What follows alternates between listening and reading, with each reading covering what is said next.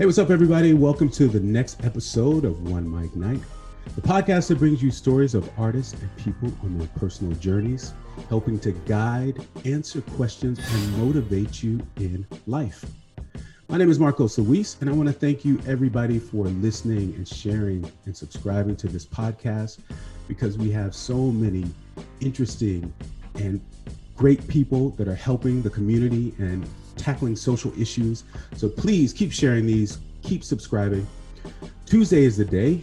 We released an episode this morning, and thank you everybody for hopping on and jumping in the live conversation, talking to the filmmaker Yake Smith. Today, I'm equally excited because we have a man who is the executive director of Lincoln Park Coast Cultural District. Goes by the name of Anthony Smith. Please welcome him to OneMicNite podcast. How you doing, Anthony? I'm doing fine. Thank you, Marcos, for inviting me to have a conversation with you about what we do at Lincoln Park. Thank you for jumping on here. Listen, I have questions. Sure. Well, I'll try to answer them. Let's go. The first question is, who is Anthony Smith? Who is Anthony Smith? Well, Anthony, that's a complicated question, but I'm going to try to give a high-level overview. So I'm Anthony Smith. In my professional world, I'm executive director at Lincoln Park Coast Cultural District.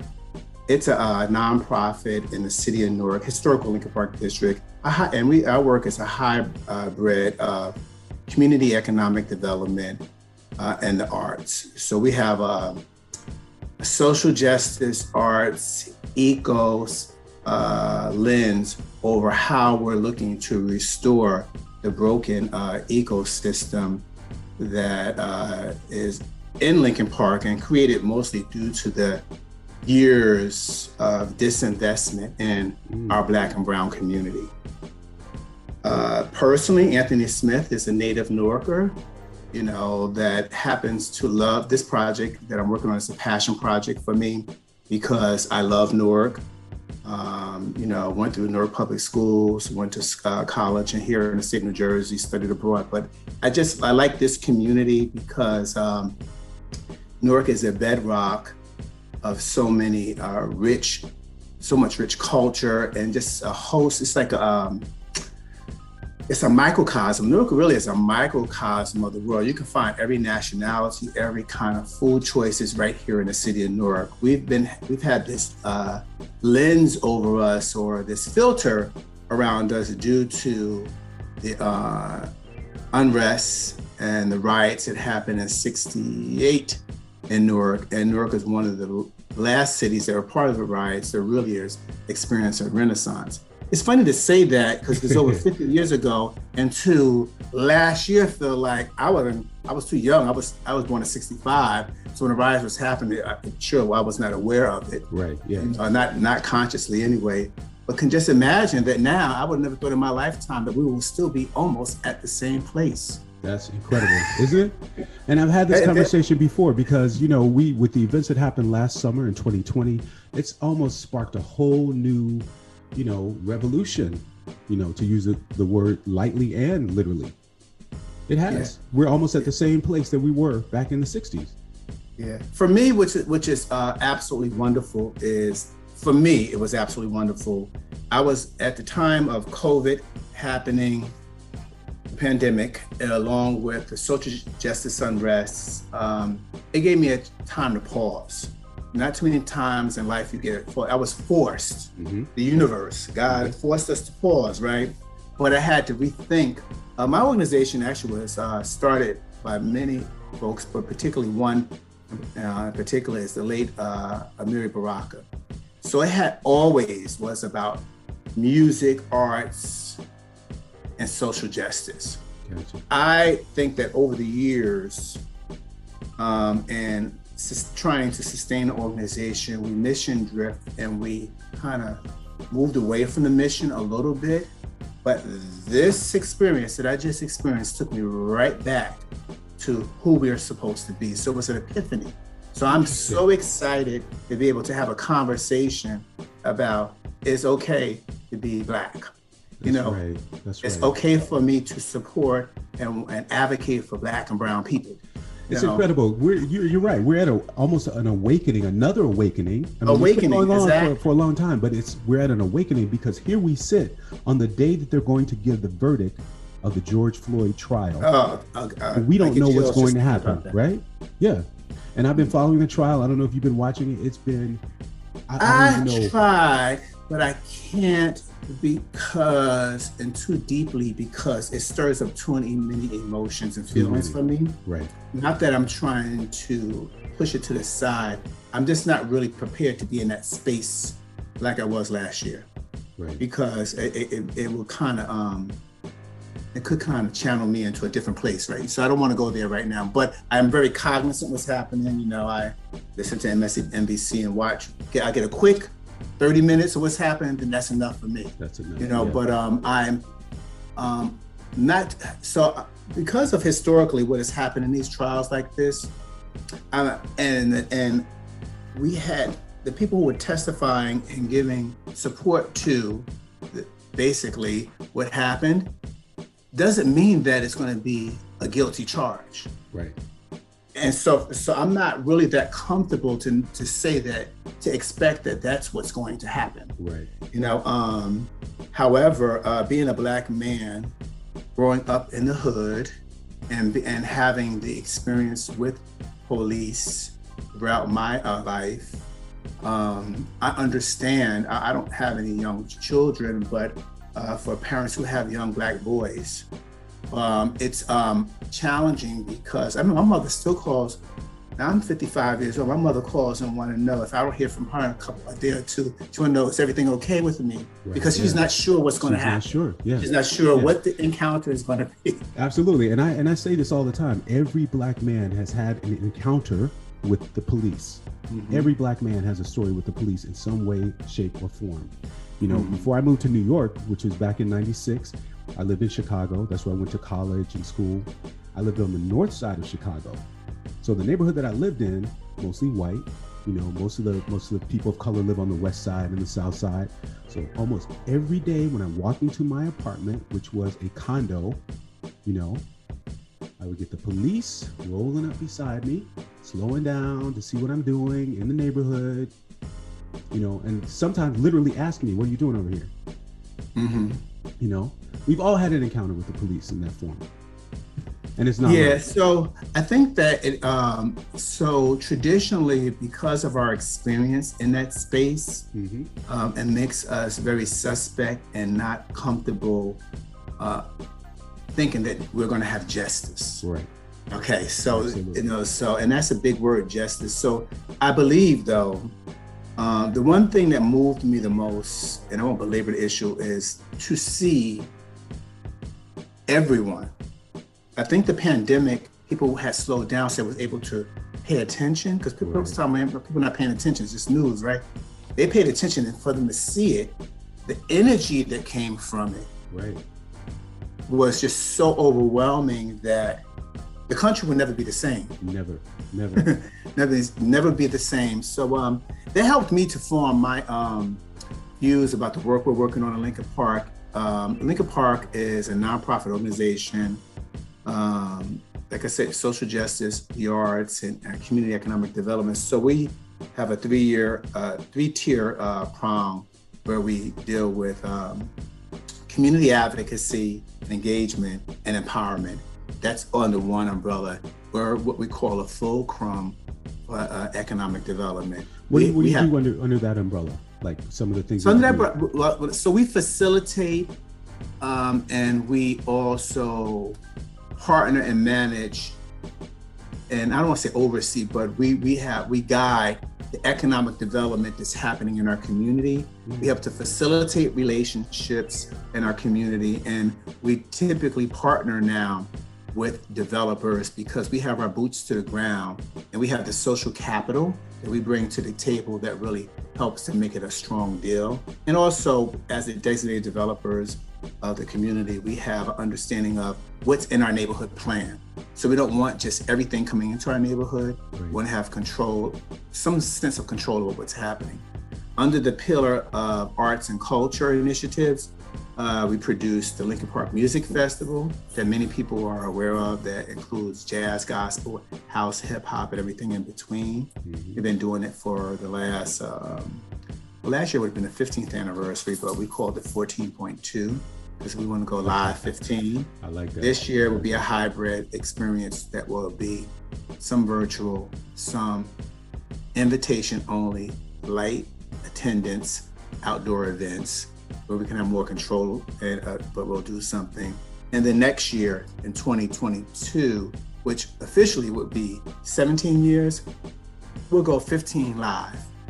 Because I think 15 years is such a hallmark that it's experiential, and you want to do it when people could really experience it. And I think it's apropos that it happens I think that would be in a better place as a nation to be outside and having big events again. But under that umbrella, we also have other arts and culture initiatives. We have the podcast that we do called Lincoln Park, a Sustainable Living Village, which is around creative placemaking and place-based development. I'm talking about how creatives really are using that whole lens of creativity to really solve solutions and to build out communities. Which is a very great podcast, by the way. I was listening to it, and I definitely, everybody, make sure you tune into that podcast. Yeah. Very informational. Mm-hmm. And then we have, so the other project for us is the park itself. So the green space, reimagining Lincoln Park. So we have a big campaign going on around relooking at our park as a 6-acre park, and how do we program it and get the infrastructure built for pop-up markets, lights, programming movies, shows, just a host of different things. Someone do a gala, they can put a tent up in a park. Why do this? Why is the community excited about it? Why do this? The community is very excited about it because the park is the nucleus of the community. And I think it's important to really think about open space, particularly coming out of the pandemic. People want to be outside, but the park is a great place for relaxation, for people to come with their families. It's a gathering place. And we need a central point where we can have people gathering. So we did a 10-year neighborhood plan that we just completed. And with resident-driven neighborhood plan, and through our focus groups, the park, they want to see more activities in the park. But Newark is 300 years old, the park is old. And so we're looking at stormwater management, electrical grids, what kind of lighting you're gonna need. Right. Okay, it needs to be flexible, so when vendors come, there's Wi-Fi in the park, or if they're selling their goods, you don't have to have the exchange of cash, just all those different things. So we're going through a master planning process of that right now. I like that because, it's bringing a sense of community, but it's also giving, entrepreneurs a place to sell things, people who have first-time businesses, people from the community who want to sell and make some money and help them, financially gain. They have a place to go. I think that's brilliant. Yeah, so that ties into the third pillar. Okay. It's called the creative economy / cluster-based economic development. So with the creative economy, our goal has been to look at creatives, and I'm just not talking about creatives like visual artists or actors or musicians, but creativity is a spectrum. It could be architects. Absolutely. It could be, there's so many different levels of creatives, but looking at the creative economy, mm-hmm. One part of it is helping to take entrepreneurs and helping them to build to scale so they can sell their product. The other is the park and other places and finding shared spaces for them to work out of. And the other for us is cluster-based economic development. As Lincoln Park becomes this amazing, as it continues to become this amazing destination, it's important for us to bring clusters of creatives together. So not only are people coming there to buy the goods, but they're able to feed off of each other because their services are there. Beautiful. So that it's an integrated approach, but to make sure that we are manuscripting and creating this environment. And it's very bohemian-like. Yeah, so this is not a very Ivy Tower top down. It's from bottom up. Right. You know, and so when you go to when you come to our festival, or coming to just the park, thinking of Bryant Park and other places that have some things like this, sometimes in Fort Greene Park, but to have a place where yourself as a creative, you may have something to sell, you can vend out there, and people get unique, authentic, handmade creations. Right. And that helps not only it feeds into the ecosystem, the dollar is retained into our community, and we start to build, for us, our focus, Black wealth. Right. You know, absolutely. And so that's another part of the other part that we have a job training program that we just launched. 10 years ago, we did something called Green Cap around sustainability, sustainable jobs, solar panel installation, geothermal, and weatherization. And it was a pipeline with DOL, which is the Department of Labor at the state, and connected with PSE&G, where they got jobs. So they got trained and got jobs, and we were doing that. 10 years later, after all of this has happened last year, we had funding through one of our state agencies that we applied for. It's called NRTC, Neighborhood Revitalization Tax Credits. And we created a program to train Black developers. It's called Green Suite, the Business of Development. And we actually have our graduating class happening this month, I think April 21st. Actually, it's tomorrow, April 21st, yeah. And they went through the whole process, all virtual, but presentations, but they had to work through a whole business plan. So tomorrow they get a chance to present to some experienced developers in the field to get some feedback. And the pathway for us is that some will be interviewed to work as junior developers on some projects. Some will be our own, and some will be with the developers, but they have an opportunity to have a linkage. And our hopes with this pilot program is to also link to places like Rutgers Real Estate School and others that are out there, so that it's a pipeline, because Newark is scheduled to have $5.6 billion worth of development that's happening. And all we want is our 40 acres and a mule. we want a piece of it. We want a piece of it, yeah, for sure. We want a piece of Definitely. it. And the thing about it is that typically when this happens, we're not skilled up, or they say we're not skilled up. Right. So we're erasing that barrier. I love it. I love that. This is incredible. Like, this should be the prototype for many neighborhoods, many cities. You know what I mean? Because it's all encompassing of the things that we need to be developed as a culture. I mean, I don't know if your target is, specifically Black and brown people, or just people of Newark, whoever comes in, but it tends to be that Newark is, Well, I would say that our focus are Newarkers, right? Okay.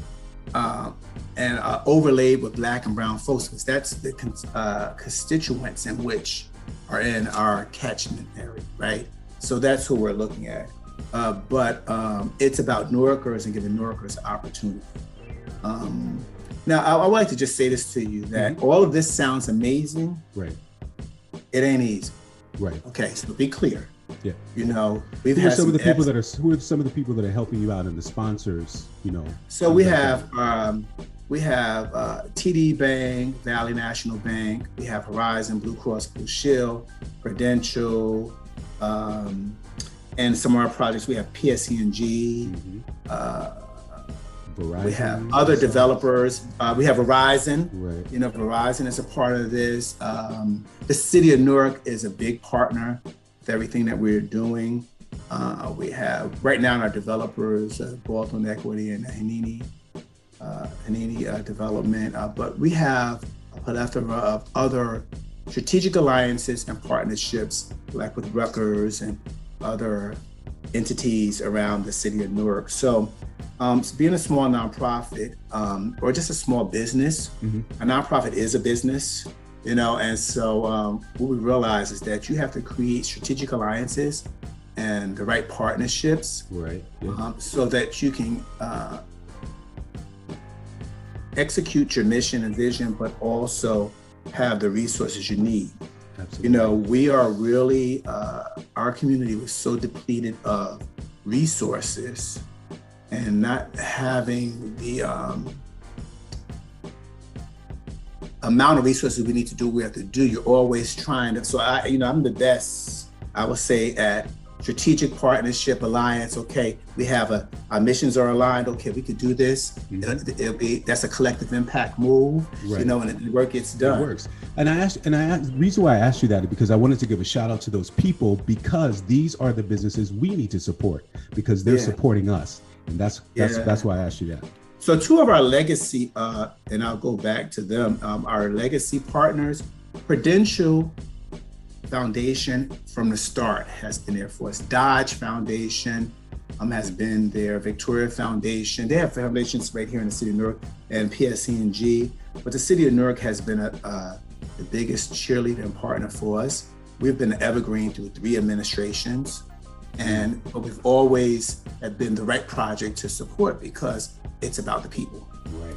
And so I may be missing some, but those are the companies that I could those are foundations. Prudential is a company, PSC&G is a public works company. We have Tito's Vodka that supports us. And the interesting thing is that it's not about just drinking to them. It's about having an opportunity of what they can do to impact the community.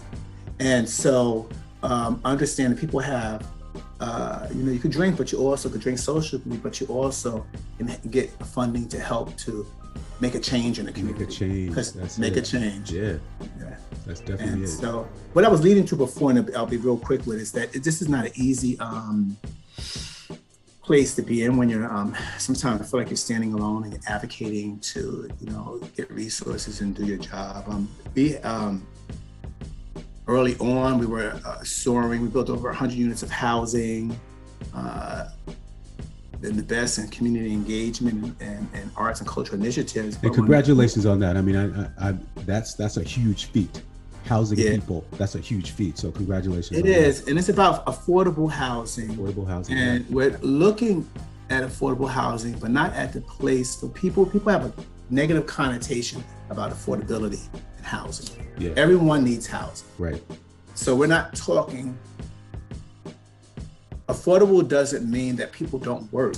It means that they need housing to sustain themselves. So that's different. Right. Artists, I have a bleeding heart. Artists need housing.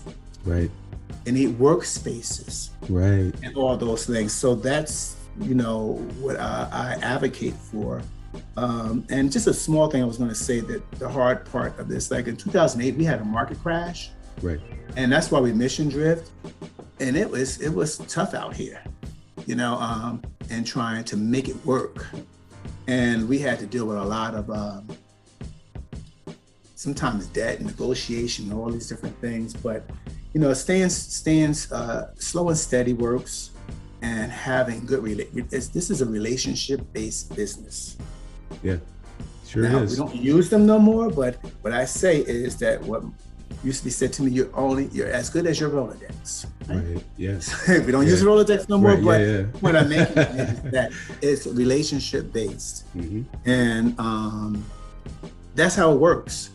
And that's in any industry. And from the reason I think the festival has been so successful, thank you, because it's not just a festival or us playing music or presenting music. It's connected to a movement. Yes. Lincoln Park is a movement. We're changing the trajectory of our community and using the festival and other things that we do to bring attention, bring resources here. That this is a community. This is what we're doing. Really, I didn't really think about it when it was happening because it was painful, but we really are a model that can be replicated other places, and understanding that. And maybe one day, I'm not, this is new for me, and I think the pandemic I'm not one to like to talk in front of the camera and all those different things, being on stage, but I think there's so many others out there may have experienced what I've experienced, and to know that there's another side. So that's why I wanted to put that in. Everything has not been always hunky-dory. Right. You know what I'm saying? But just got to keep pushing. And I was going to say, looking back over the last 15 years, over what you've done, Did you ever think, first of all, did you ever think that you'd be doing this type of work in service to the community? Because what you're doing is a service to the community.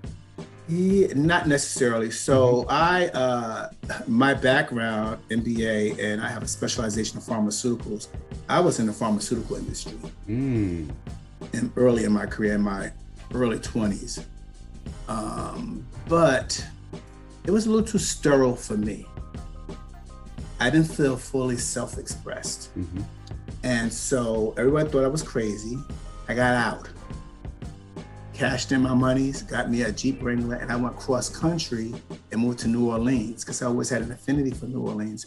But my friends lived there because while we were in college, I was a blackjack and craps dealer. So it opened up a riverboat casino down. I'm like, look, I'm going to work on a riverboat. What? Really? You know, I got an MBA, but I want to work on a riverboat. That's what I want to do. You know what I'm saying? At 31, I went and did that and landed a job at Mark Morrell's office, the Mayor's Office of Arts and Entertainment, Mayor's Office of Arts, Film and Entertainment, or Entertainment and Film, something like that, and landed this job at Arts Tourism Partnership to promote cultural tourism.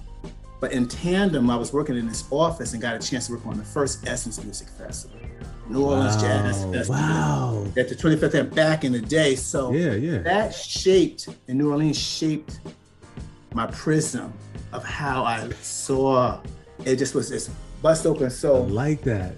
The black brother I was working for, Linwood Sloan, said to me, you know, there's only 100 black people in the world. He was saying it professionally, but he was being funny. Because I said, after I had my stint about 2 years, I was ready to come home. And my grandparents were getting ill. I needed to be closer to my family. And all he did was make a call.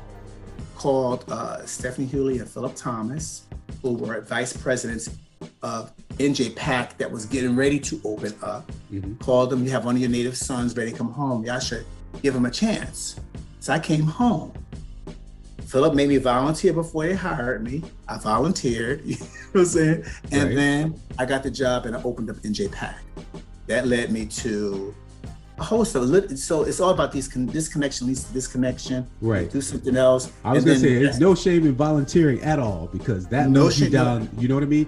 Speaking of which, I want to cut you off just for a second, but let us know too, are you looking for interns? Are you looking for any kind of help too? Yeah, so we're always looking for interns. We're always looking for support, whether it's financial support or human capital support, meaning skill sets that are needed so that we can continue to stand up the programs that we're doing. And so that's always needed. You can reach out to us, I guess I could say this, through email, which is, I'll give my email, or I'll give LPCCD marketing@gmail.com, or, our website is lpccd.org. Always reach out to us that way, but we're always looking for support. And I said human capital versus financial support because both of them means a lot. Absolutely. That's right. Both of them means a lot. So what I will say about volunteering, for anyone who is looking to break into a career or do anything, volunteer first. When you volunteer, you see if you like it, if you don't. You know what I'm saying? Amen. So I volunteered, said, that's not for me. I'm not doing that. That's so I moved on. But I wasn't connected. I was not in a contractual agreement. I was able to kind of flow out of that experience. Right. Exactly. I love that. What do you see for the future coming out of this pandemic and, the direction that you would like to go? What do you project and what are you hoping for the future? Well, we are really, really focused now. It gave us a lot of time to plan. So, what's his name? Was his name Nipsey Hussle? What's the brother talk about buy back the block and all that and stuff? Yeah. So we're into buying back our block. Buy back the block. Okay, that's right. We're into buying back the block. So what we realize is that a lot of folks are poaching and coming to our areas to see that there's land and there's opportunity, but in shoring up our designated developer status as the CDC and Community Development Corporation in that footprint, and also being at the table when deals are negotiated, and also buying back our block, we'll have more control about what's happening. And so that's one of our goals. And I have 2 legacy projects for me. One is to see the park, reimagining the whole park and seeing it done, which can happen in the next 2 years. And also a facade, it's called the Facade Project. Facade is a historical structure on a landmark historical structure, and it burned down the church. In 1863, Lincoln spoke. They're going over to his inauguration. And so it burned down. So we're going to have a new project for it, where we're going to have an incubated commercial space at the bottom, housing at the top, and a commercial space, multi-flex place, almost like a beer hall, but not a beer hall, where people could come and be a part of the energy of the community. So that's 2 legacy projects that I'm working on that will make it become full circle, like like a phoenix rising out of the ash. Of course, I love that. Listen, I love everything you're doing, but you know what? We got to know. Where you at, baby? What? Baby, where you at? That's my mom. She wants to know how we can get in touch with you on Instagram and follow you and learn more about what you're doing. Yeah, so you can reach the organization at LPCCD.org. Our telephone number is 973-242-4144. Email lpccdmarketing@gmail.com, at LPCCD, Twitter, at LPCCD, Instagram. And for me, if you want to speak directly to me, my Instagram is Freedom Supreme. I love it. I want to thank you for spending some time here and letting us know what you do. This is amazing. Like I said, this has to be a prototype for other cities and other communities, because what you're doing is you're building a nation, you're building people, you're building a culture. And I want to thank you for that. So everybody, please make sure you check out lpccd.org for more information. You can click on there, find all the links to the social media. Anthony Smith, Executive Director, doing some big things in the historical city of Newark, New Jersey. Everybody, we need you to log on. Make sure you help any way you can. This is MarcosLuis. I want to thank you guys all for listening to this episode of OneMicNite Podcast. You can follow us at OneMicNite. OneMicNite is spelled ONEMICNITE. Go to the .com, find all the links to our social media, and you can follow me at MarcosLuis, MarcosLuis. Same thing, go to the .com, find my links to social media.